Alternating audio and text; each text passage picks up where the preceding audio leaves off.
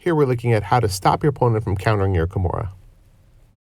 Okay, we're gonna talk about problems with the Kimura, things your opponent might do to make it difficult for you to finish the Kimura.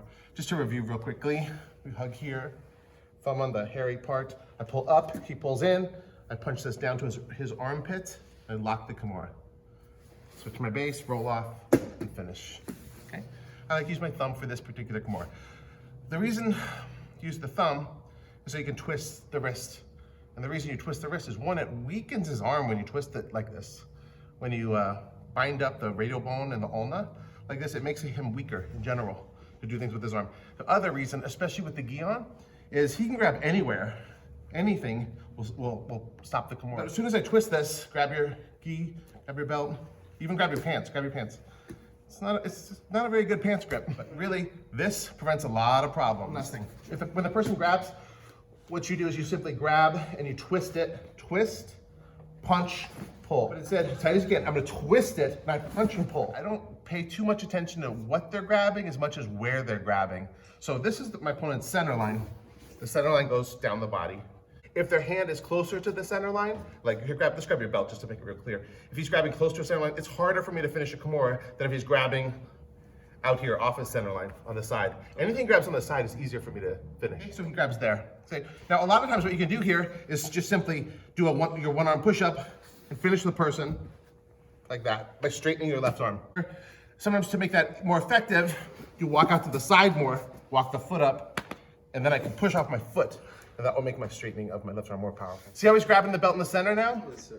Okay, now one fun trick you can do is just move the belt. See that? I just rotated his belt to the side. Unfair. Then I'll just finish the Kimura the same way. Another great thing to use is your elbow. And that's a really killer. This is actually my preferred method. What I'm doing here is I'm just putting my elbow on it. I'm grabbing my bicep. It doesn't really matter much where you grab, and I'll put it on the ground like this. Now sometimes I'll just finish this like this. Very simple, okay? Notice I'm stepping out to the side with my leg so I can push off this leg a little bit, all right? But, as he'll tell you, sit up.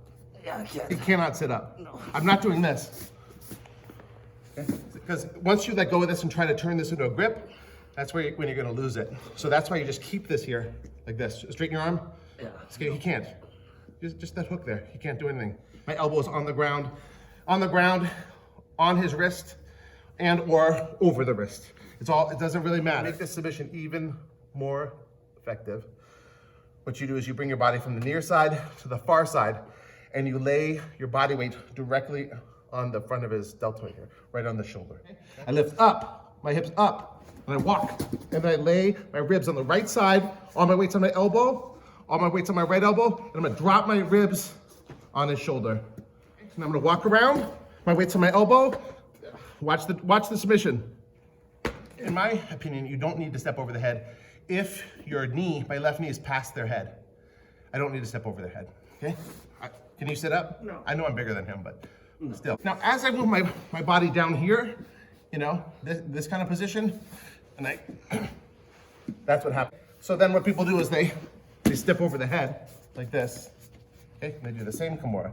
So can you sit up? No. You want the leg like this. You don't want it like this. You want to have pressure against the guy when you're doing this. Knee squeezed in like this when you're doing it. If he tries to sit up, I just straighten my leg a little bit, and that keeps him down.